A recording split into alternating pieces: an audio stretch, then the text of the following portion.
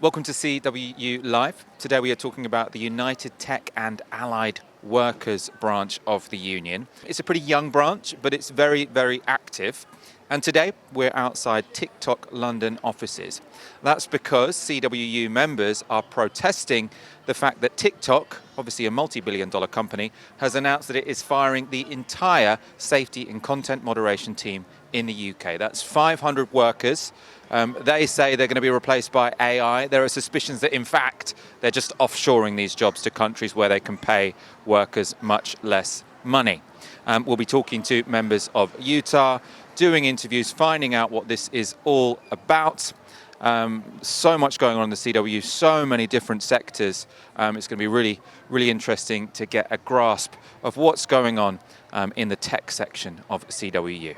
So I'll say TikTok. Shame on you. TikTok. Shame on you. TikTok. Shame on you. TikTok. Shame on you. So we're outside TikTok today where we've got hundreds of members who work in trust and safety. We've been sat at a negotiating table with TikTok since November last year. We were looking to bring forward a recognition agreement. The ballot was scheduled for end of August. TikTok decided to bring forward some redundancies they had announced. So potentially 500 people working in trust and safety, the most dangerous job on the internet, absolutely looking at traumatic content, millions of videos a day, essential to keeping this platform safe. And they're looking to cut them out completely from London. And so from reading about the press reporting on this and the statements from TikTok, the impression I get is they're saying, we don't need people to do this anymore, we can automate this. So that they're, I suppose, winding down the workforce in the trust and safety department, so people who are moderating content. Is that your understanding of what's actually going on? Is this people being replaced by AI? No, I mean, that story doesn't stand up to any kind of scrutiny at all. A number that the employer put out was that 85% of all content was taken care of by AI. That, even if that's true, which we don't believe, we've got no evidence of, but that 85%, that AI needs to be trained by humans, right? AI is not, autonomous sentient being. It needs to be trained by the professionals, the very professionals that they're putting at risk here. Also, though, TikTok never talk about the numbers, like I said.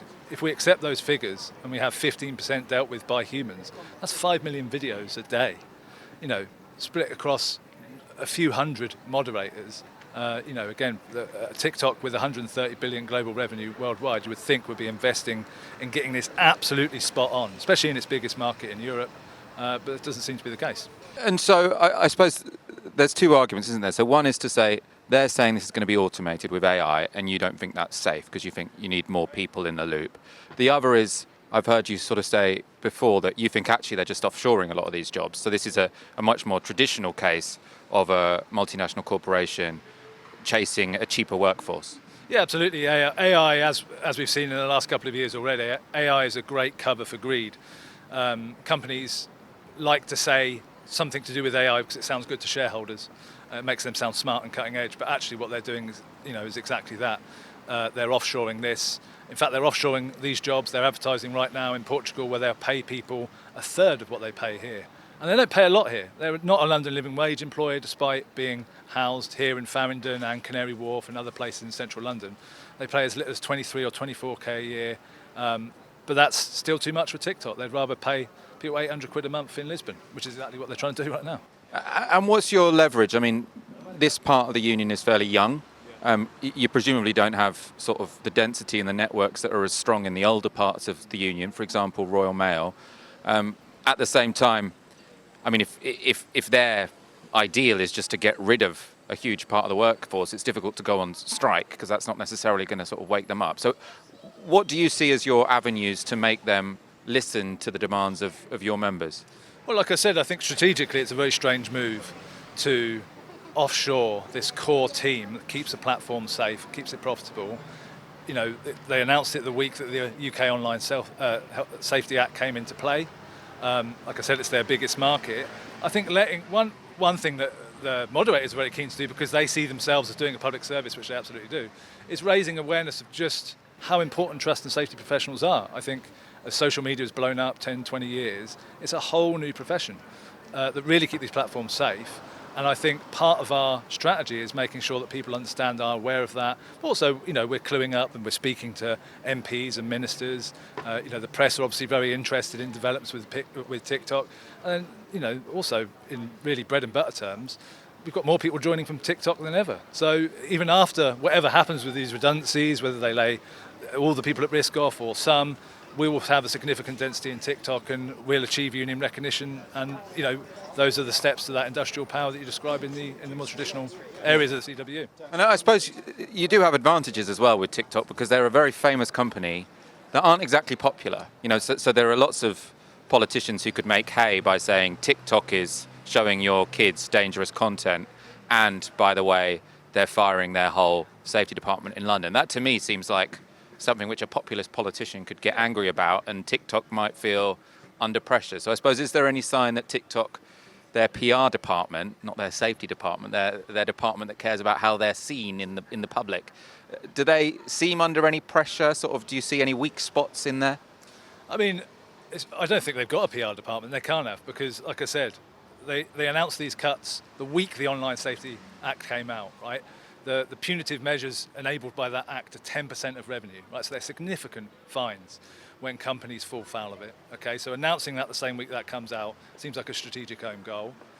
They just in June, July, they were talking about how the UK is their biggest market, 30 million users on the platform, really important to them. 2 months later, that all goes out the window. So if they do have a PR team, they certainly don't have a cohesive strategy, and yeah, good luck to them. So biggest market in Europe, I presume the biggest market in the world is going to be the United States or maybe China, if they have. I don't think China is the biggest market. I think it is the US. Of course, they're embroiled in Trumpism in the States at the moment. I think they're going to be sold off to a US-owned entity. And talking of Trump, he's here. This week, where the government is increasingly talking about tech as its centerpiece of its economic industrial strategy. And here we've got a massive tech company with 30 million users in the UK putting the public at risk. It's not just as a trade unionist am I concerned. I speak to colleagues as parents, we're concerned about this platform. So, yeah, PR strategy, own goal, I don't know what they're thinking. I don't know what they're playing at. And I suppose one reason TikTok is, interesting to political commentators and appears in the news a lot is because it's Chinese owned. I mean, are you negotiating with Chinese management? Are these protests directed at people working in Beijing? I know the CEO is from Singapore, actually, isn't he? But talk about sort of the issue of sort of who owns this company and how that affects your campaign. So ByteDance are the people that own TikTok. The decisions that are being made are often made in Beijing or Singapore, or indeed Hong Kong. There is management presence at London, but they take their directions from those countries. So yeah, the people we talk to tend to be from all over the shop. And also I think that hinders them a little bit as well, because I think their local knowledge of how to deal with workers, employment laws, how to do things properly, how to deal with trade unions, it's not there, and I think it's hurting them. And is this because to be honest, this sounds like there is some potential here. Sometimes you hear about, a decision made by a company and it's unjust, but you think, I don't see the leverage. But here, TikTok seem like there are some vulnerabilities. Is this a done deal, though? Have they already fired the people? Have the redundancy notices already been given, or do you have some time to try and get them to change their minds? No, we're inside the 45-day statutory period for redundancies of this size. So no one's been let go yet. No one's been formally made redundant. They are still consulting. So yeah, they've got time to make the right decision. They've also got time to come to the table. Again, we asked last week and we were rejected. Our offer to come to the table and talk was rejected yesterday by TikTok management. But the offer's still there. I think sitting down with us could certainly alleviate some of the concerns we've talked about. But yeah, they've got time to make the right decision. Yeah. And I suppose just to make this sort of more obviously relevant to everyone in the CWU, or especially I suppose the telecoms and financial services sector, lots of people, I know you're saying this is an offshoring story as much as an automation one, but there will be lots of people in the union worried about their jobs being taken by AI, by automation. What, from your role in this development, what are you learning about how workers can fight back if they are going to be replaced by robots or AI models? I think it's really really key to understand where AI, like I said earlier, is being used as an excuse to just do some employer bad behavior like offshoring. We've seen it elsewhere in the economy where it's used to fire and rehire. We've seen that around Europe. I think for the rest of the CWU, including telecoms and Royal Mail, is that you've got to think that these big, multi-billion, hundreds of billion, these companies are worth, I think 300 billion is the valuation for TikTok right now. If these companies can think they can treat people like this, then what's to stop all the other companies watching and going, oh, wait a second, we could copy that. It will be a race to the bottom, and I think AI will be a fantastic cover to disguise offshoring, but also it will bring about a short term, whilst the bubble's still here, de-skilling and precaritization of any sector, potentially. It's definitely worth paying attention to for the rest of the union movement as well as the rest of the CWU. I suppose finally, just in terms of the rest of TikTok, so I understand 2,500 people work for TikTok in the UK. This is affecting 500 people who work in the safety department. What about the other 2,000? What's going on with them at the moment? Well, a lot of them have joined the CWU because they're seeing how their workers are being treated their colleagues are being treated in trust and safety, and they don't want it to happen to them. So, I don't think TikTok is having conversations with people in other areas of TikTok now and more recently. They don't have a fantastic reputation as employer in the tech sector generally. They're not, even on just pay, they're not up there with the big tech companies, the sort of big global tech companies, the Silicon Valley tech companies. And I think they've got a lot to learn as they scale. And listen, to be fair to them, they're a lot younger than those big tech companies. They've blown up to be 130 billion global revenue in 6 or 7 years. They've got a lot to learn, and I think the employees are seeing the benefits of joining a trade union as this all unfolds. TikTok keeps its workers in different departments really compartmentalized, and they don't really get to talk to each other. So workers in trust and safety have been fighting for years, not just to unionize in their department, but to also get their colleagues on board in other departments. And at some point, you have to just get off the computer and go and stand outside and start talking to people. The redundancy announcement has certainly been one of the most extreme attacks on the workforce in trust and safety, but they've had their terms and conditions degraded for the last couple of years because they're increasingly under threat of their jobs being offshored. So their targets have been increased, while their time to take rest breaks, like mental health breaks, has been decreased. So I think that while this is an acute moment in their career at TikTok, it's certainly not new in terms of the disregard which management has shown towards them. It's really important to hand out flyers and to speak to workers out here because they haven't necessarily heard about what's happening in trust and safety. And we have seen that when people do stop and talk to us, that they didn't know that there were massive redundancies going on. And generally, the response has been good. More people are taking flyers than not. A few people have even left work, finished work, and joined the rally outside here. I think that the response is people are realizing that actually TikTok isn't a particularly nice employer when they don't want to be. And if it was trust and safety today, it could be product or e-commerce tomorrow. And it's time to get unionized. I'm Alejandra, I'm a content moderator, have been working for TikTok for around 4 years, started at the end of the pandemic, and I work for the Spanish department for live videos. So I started for the Latin market, for the whole Latin America, and then they closed that department 2 years ago and moved all the jobs to Mexico, where I know firsthand they give them less benefits overall. They give them around 2 weeks of vacations. They pay them a third of our salary here with really bad conditions, and other subcontracting firms like Teleperformance. When I was back in Mexico, I used to work for them. Horrible. They don't let you even have open water in the office because you might damage the equipment. They don't let you bring any food that might have a smell because you can't speak Spanish, even though you're in Mexico, in case people hear you over the phone calls. Yeah, it's horrible. And that's what they're doing now. I know that they have an office in Teleperformance in Monterrey, and they're sending some of the jobs there. For our particular positions, I believe they're sending them to Lisbon and some other parts in, I think, Africa, if I'm not wrong. Yeah. And I don't know, it's just very upsetting because I know for a fact that doing content moderation, it's a very mentally damaging job. Like I used to have at the beginning, like nightmares about certain things I watched that I don't even want to like say out loud that I had to work on therapy about that.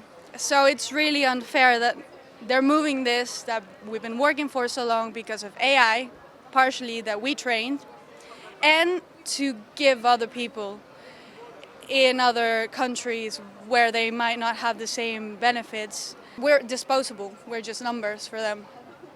We're not even like, we're robots for them. We just watch videos and click send and tag whatever we need, and yeah, they don't value us. They never have because we don't bring money in. We just keep the platform safe, and that's not good enough for them. I believe that TikTok will be more dangerous after they fire the whole department because they now will have overworked and underpaid workers in other parts of the world that may not understand the language to the level that a lot of my coworkers, my colleagues do here. I joined CWU because, well, I believe in unions. I believe that in order to have proper rights in any country or context, we should be unionized in order to have proper working conditions. And I joined just after they closed the Latin market, and we kind of knew that they were gonna send all our jobs abroad because after COVID, they just started opening more offices over the world. So yeah, I joined because I do believe in unionizing, and I believe that the history that London has with unions that goes way back is something that we should be proud of, and is very symbolic, and we should continue promoting. No ifs, no buts, no trust and safety cuts. No ifs, no buts, no trust and safety cuts. One more time. No ifs, no buts, no trust and safety cuts. Well, being a content moderator at TikTok is a tough job.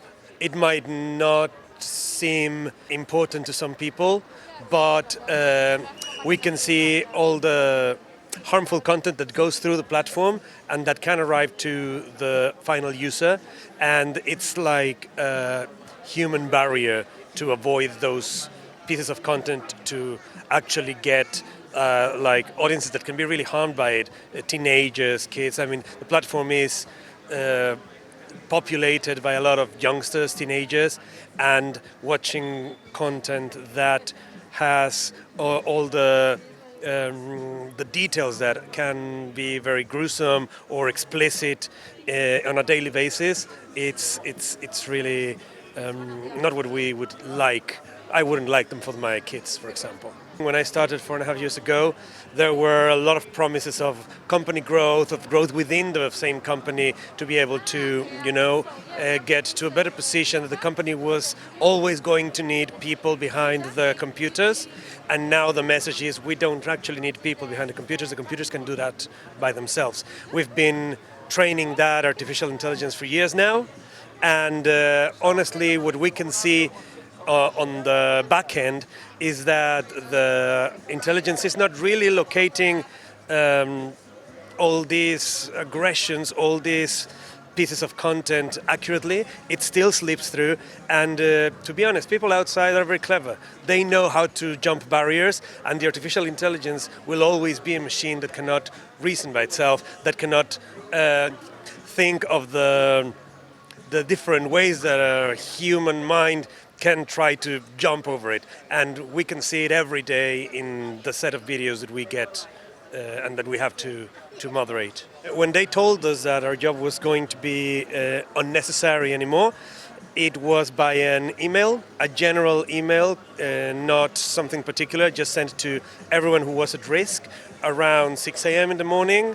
So you just arrive to your workplace, open up your computer, and land up with this email saying, well, your job might be at risk. There will be a meeting in 3 hours explaining that to you.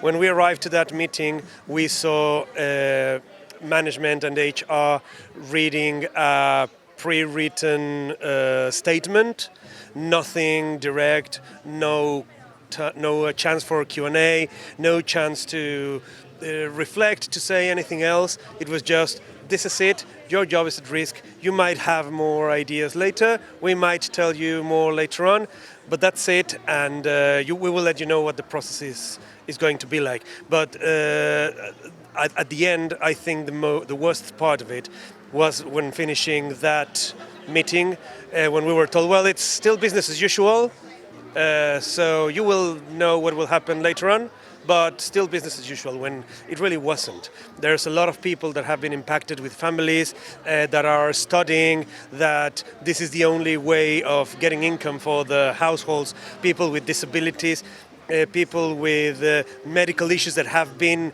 generated through their moderation jobs, people developing anxiety, depression. I myself had facial paralysis due to the stress related to the moderation sessions that we had, and it was just not taken into account, just sent out there for everyone in a general way, nothing particular, no follow-up that was appropriate or personal or caring for what people were feeling. There was no people feel about it. It was just, yeah, this is it, it's a business decision, we might not need you anymore, we will let you know in due course what will happen. That was it. TikTok workers have been unionising for a few years, and we're going through a recognition process with TikTok. Unfortunately, the entire team that was going to get union recognition have all been notified that they're at risk of redundancy, so that's around 500 people. They want a fair package, so they want to be paid fairly, because they're being let go. They will be let go around Christmas time, end of the year. A lot of them have families, so they want to, not worry at that time. Obviously, they announced these redundancies knowing that we were a week away from a union recognition vote, which we have evidence to believe was intentionally done to foil the vote. If these workers had been unionised, they would have had a much better chance of really negotiating something safe, like a safe exit from the business or redeployment. So far, they've not had any support in finding a new job at TikTok. And actually, many of them have been rejected from roles that they think they would be qualified for, or like on paper, the job descriptions fit what they're doing. So far, we don't think that they have responded very well to it. Yeah, so today, obviously, we're outside TikTok, and the response has been really good. So part of the thing that we're trying to do at TikTok is let people know that there is a union. So there are lots of different offices. So the union isn't actually that well known, or their union isn't that well known in some of the offices. But we found that workers here are really keen to speak to us, take flyers. We've had people driving past, beeping their horns. Because I think it's like an issue everyone cares about, right? Everyone uses the internet every day, and most people even use TikTok, or they know someone that does. So keeping it safe is something that everyone cares about. This platform in particular, TikTok, has 30 million users in this country. It's the biggest market in Europe. So announcing that you're going to cut up to 500 moderators or trust and safety professionals, people who do the most dangerous job on the internet, announcing that the same week that the Online Safety Act comes into play in the UK, it only makes sense through the lens of we were about to have a ballot. We were about to have a ballot and win a ballot to have union recognition. And if we'd have won that ballot, which we would have been wanted to do redundancies, we would have had oversight and the ability to negotiate, and they absolutely didn't want that, because they know that these redundancies are sham redundancies. TikTok, 130 billion global turnover, valuations, 300 odd billion. Why aren't you a London living wage employer? That's it for this episode of CWU Live. I've personally found it incredibly interesting talking to the content moderators at TikTok. They've clearly been treated absolutely disgracefully. I hope what's also come across is this isn't just a labour issue, this is also a safety issue. I'm sure there'll be plenty of people watching this who use TikTok, whose kids use TikTok. So please do help out our comrades in Utah, in the tech sector of CWU, and talk to your friends, talk to people, share this video about TikTok's disgraceful decision to fire its entire safety and trust team in the UK. That's it for CWU Live for now. We'll be back next week. Thank you for watching, and stick with your union.